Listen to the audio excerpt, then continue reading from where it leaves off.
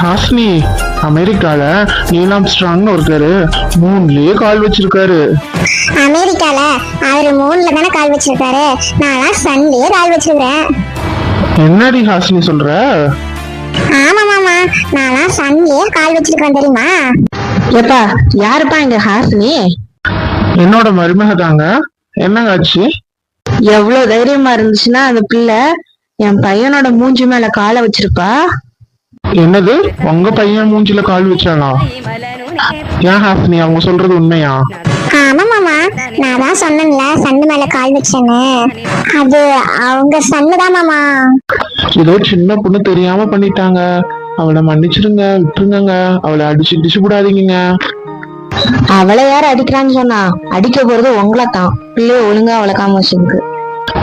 என்னையா?